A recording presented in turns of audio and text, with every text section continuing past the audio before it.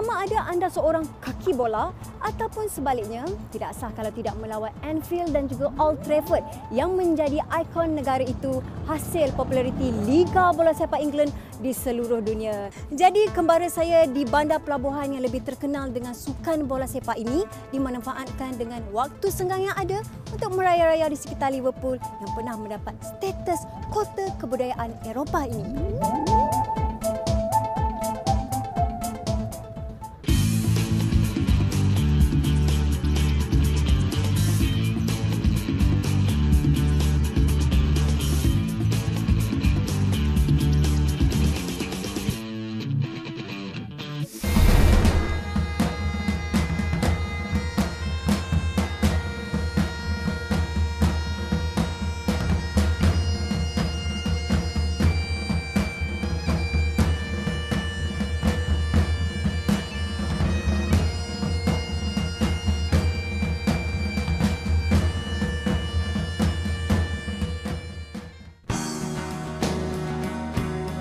Liverpool adalah antara bandar utama di England dan berada di tangga kelima dengan kepadatan penduduk yang tertinggi.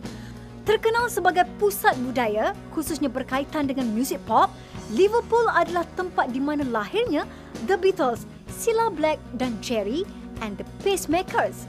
Ini melonjakkan nama Liverpool di pentas muzik antarabangsa. Pada hujung abad ke-20, Liverpool giat dengan program pembangunan semula kawasan bandaraya dan masih berterusan sehingga sekarang.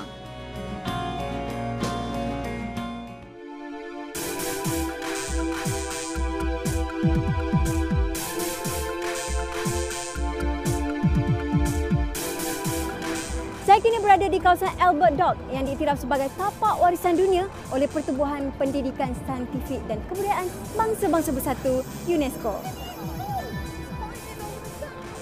Albert Dock mengimbas sejarah silam di mana pada akhir kurun ke-19, Liverpool megah dengan gelaran pelabuhan kedua Empire British.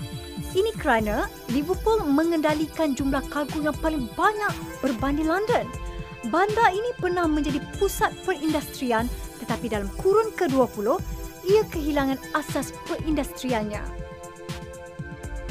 Muzium Maritim Merseyside pula menceritakan sejarah kegemilangan dan kepentingan pelabuhan Liverpool kepada Empire British satu ketika dahulu.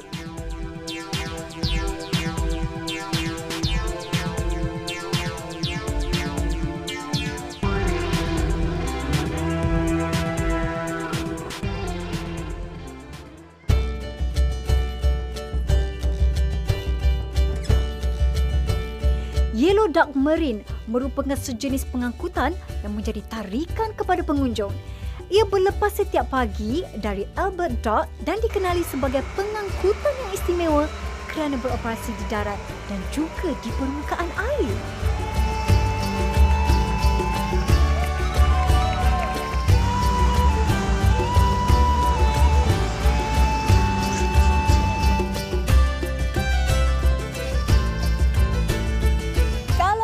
Kita ada London Eye, di Liverpool ada juga. Tu dia, Liverpool Eye.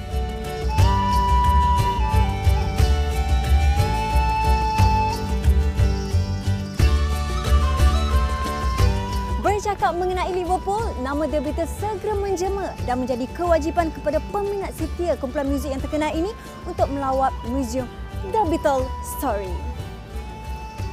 Muzium ini mula dibuka pada tahun 1990 dan beroperasi setiap hari dengan bayaran kira-kira RM65 Malaysia bagi pelawat dewasa. Ia memaparkan kisah 4 anak muda anggota kumpulan terbabit yang cukup gah dengan rentak Mercy Beat suatu ketika dahulu. Di sini pelawat akan dihidangkan tour magical lagi menghiburkan berkaitan perjalanan seni The Beatles. Sekiranya anda tidak berminat melawat Museum The Beatles, boleh saja bersia-sia menikmati pemandangan indah di sekitar Albert Dock. Ternyata panoramanya sungguh mengasyikkan.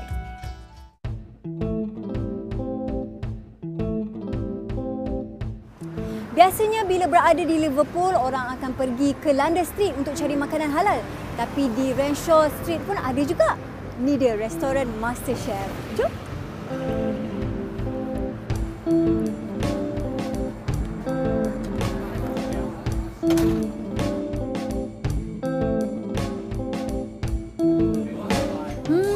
sekarang ni saya berada di restoran MasterChef. Tengok tu, ramai sangat orang yang datang ke restoran ini untuk makan makanan yang halal. Okey, untuk menu makan malam saya ni, saya pilih 2 jenis makanan, iaitu nasi biryani ayam dan juga spicy fish tikka. Dah ni. Okey, jadi saya nak rasa dulu nasi biryani ayam ni. Nampaknya macam simple, macam selalu kita makan. Biasanya kita tak tahu.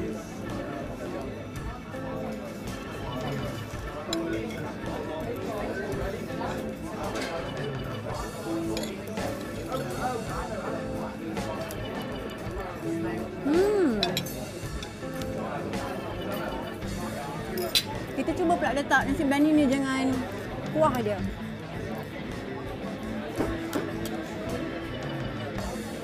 Lepas dia ada acar-acar dia sikit kat sini. Dia makan sekali dengan nasi biryani dia. Wah, menarik ni. Gaul-gaul sekali ya.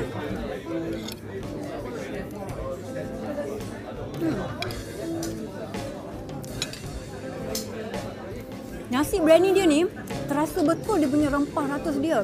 Dan yang menariknya, dia menggunakan beras basmati. Okey, saya nak rasa spicy fish tikka ni pula. Kalau ikutkan menu dia, spicy tu pedas lah kan? Nak tengok pedas macam mana, boleh tahan ke tak?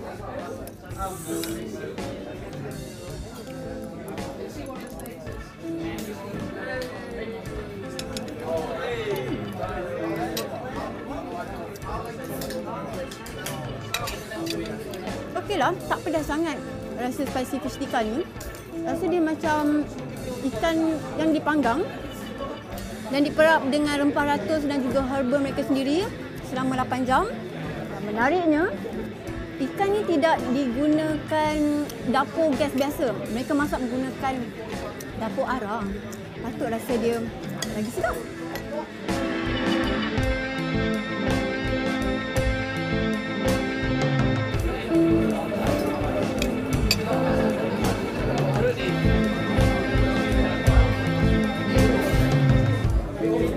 Soal makanan halal di Liverpool ni, jangan risau kerana banyak sangat restoran yang menyediakan makanan halal. Antaranya ialah restoran MasterChef ni. Makanan dia sedap, dekorasi makanan dia juga menarik. Yang penting, halal.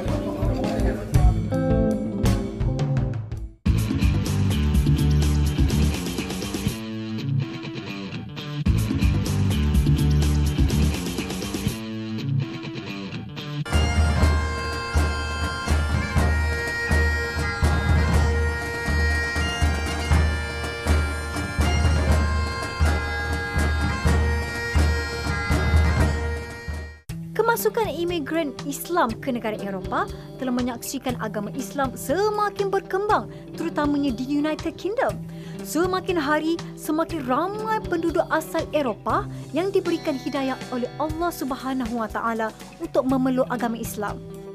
Pertambahan jumlah umat Islam di benua Eropah, khasnya di United Kingdom, membawa kepada peningkatan kewujudan masjid-masjid dan pusat pengajian agama Islam. Bercakap mengenai perkembangan Islam, tahukah anda bahawa masjid pertama yang dibina di Britain adalah di Liverpool?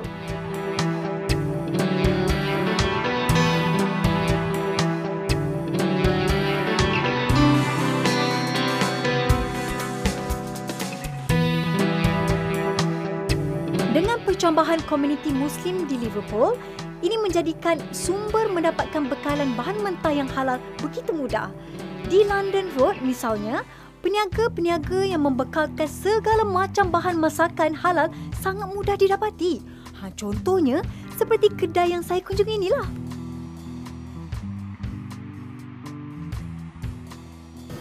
Penduduk beragama Islam dan juga peniaga, mereka membeli daging halal di Eastern Food Store.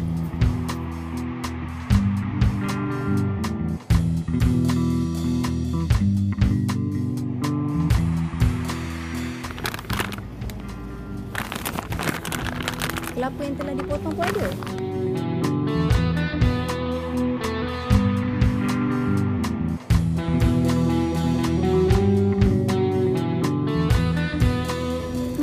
Daging burger ada, sausage ada, nugget ada. Semua yang halal-halal ada dijual di sini. Jadi mudahlah ya.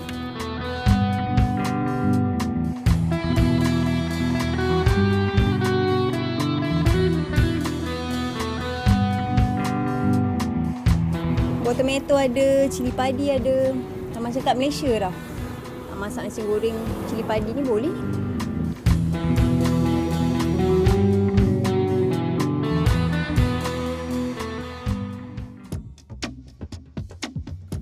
Kini tibalah masanya untuk saya melunaskan impian sebenar apabila berada di Bandaraya Liverpool, iaitu mengunjungi Stadium Keramat yang sangat dihajati oleh pemuja pasukan ini.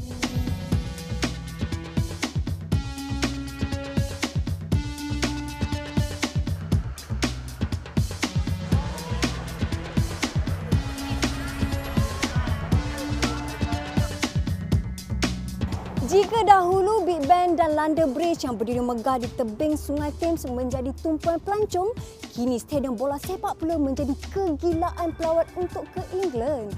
Jadi ikon pertama yang kami lawati ialah Anfield, antara stadium gegasi bola sepak dunia, Liverpool FC.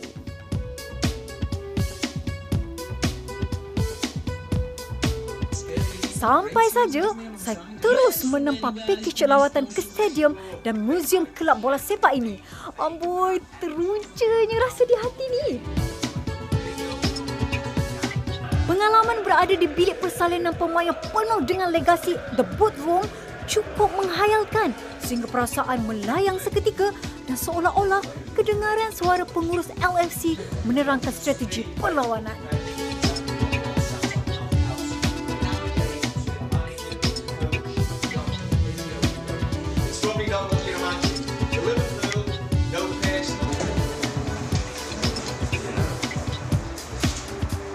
Saya dapat pegang baju kapten Gerrard nombor 8. Dia pada sangat lah ni.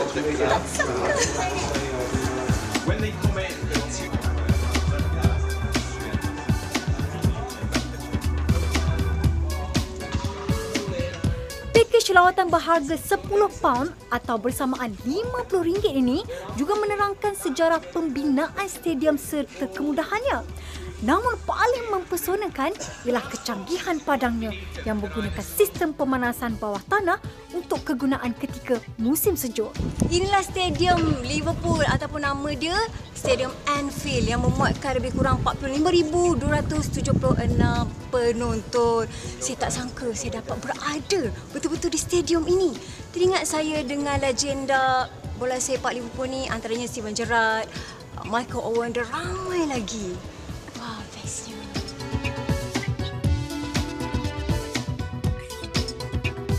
So when this was converted from a really nice concrete structure a few years later, and the roof was added to protect the fans from the wind and rain in the winter, it officially got named the Spion Cock.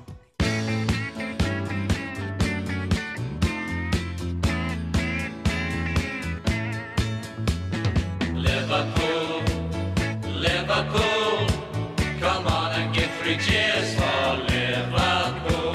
Tidak lengkap rasanya kunjungan ke Anfield jika tidak dapat melihat kesemua piala dimenangi LFC yang pernah ditabalkan Raja Bola Sepak Eropah. Liverpool, we love it when you say hip, hip, hip, hooray.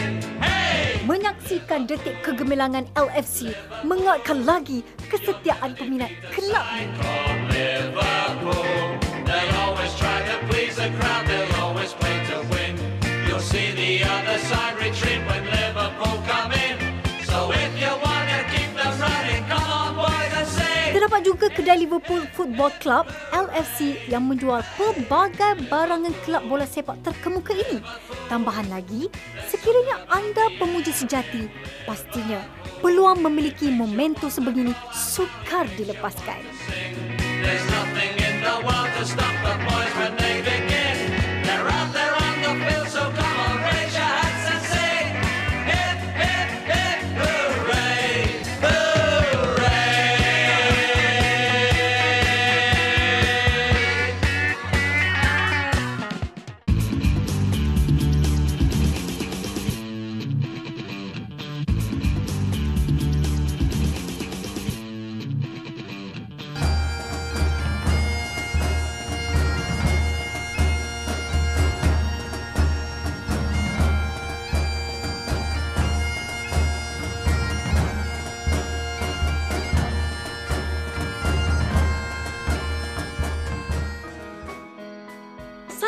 berada di Manchester, sebelah utara England yang merupakan antara salah sebuah bandar yang menjadi tarikan pelancong di negara ini.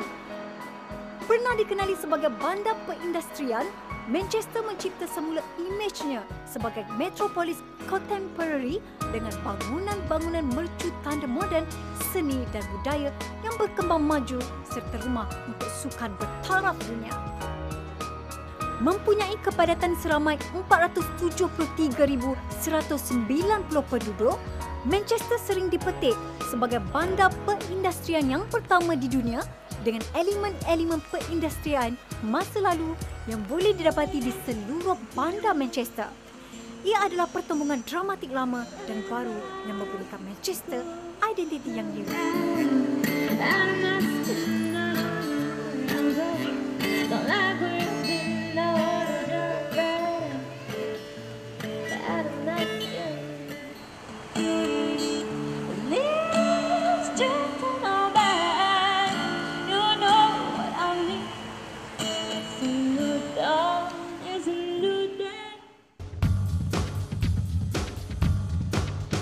Ikon gegasi bola sepak yang seterusnya kami kunjungi pasti akan membuatkan peminat-peminat pasukan ini tersenyum riang.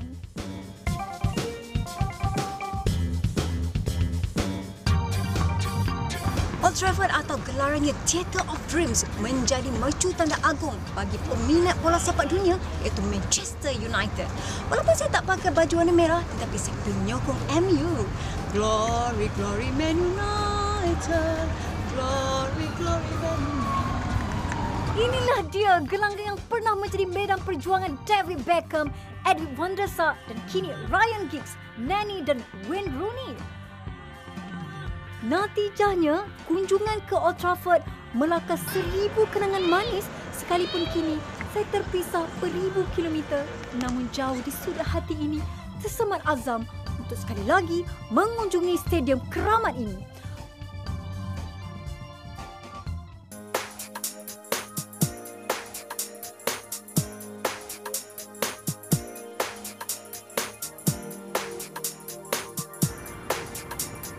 Dari Liverpool ke Manchester, suasana sungguhlah happening.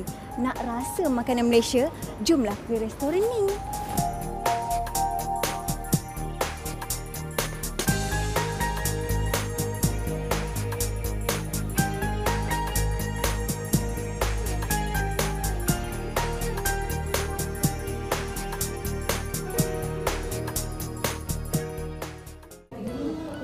Inilah dia hidangan tengah hari saya yang cukup istimewa di restoran ini. Dan lebih istimewa, saya tak makan seorang-seorang. Saya ditemani oleh chef terkenal iaitu Chef Norman yang merupakan pemilik restoran ini.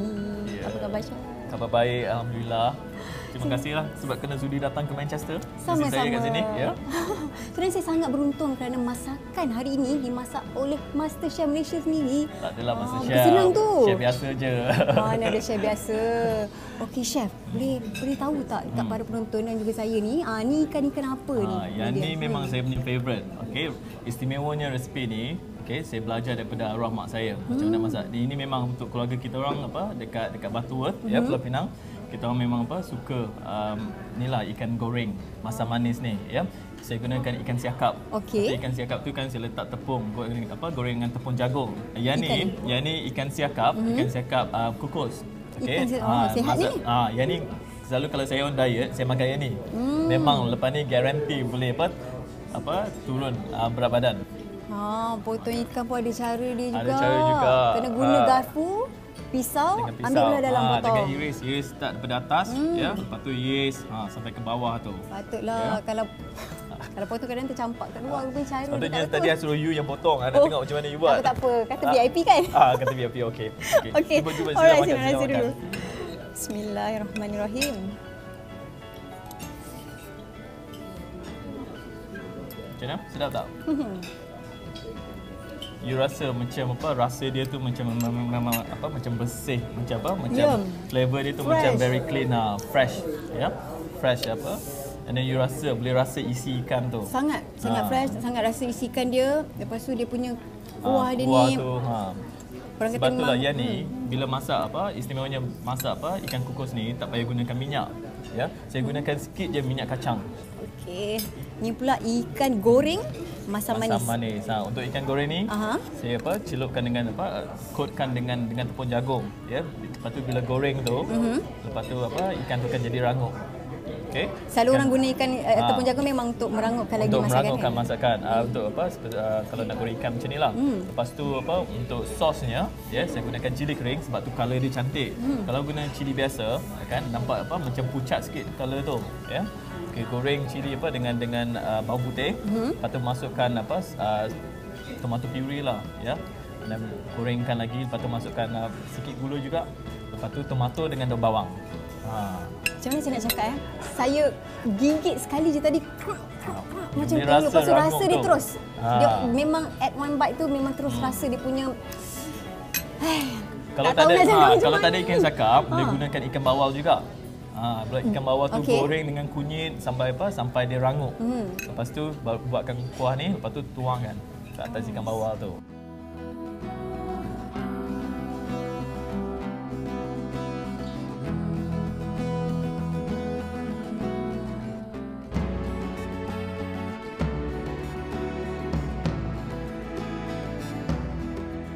Terima kasih Chef. Sama-sama. Saya gembira dan seronok sangat dapat makan bersama-sama dengan Chef pada tengah hari ini. Kepada anda semua, jangan lupa datang ke restoran ini. Memang terbaik dan sedap sekali. Liverpool menempatkan ramai orang Melayu. Sejarah ini turut dikongsi Joseph Salter melalui bukunya The Asiatic in England yang menceritakan punca kota ini sering dikunjungi rakyat Malaysia. Jika berpeluang singgah ke sini, anda pasti merasa bangga melihat ada di kalangan rakyat Malaysia yang turut menyumbang tenaga di Liverpool. Bertemu lagi di lain masa. Assalamualaikum.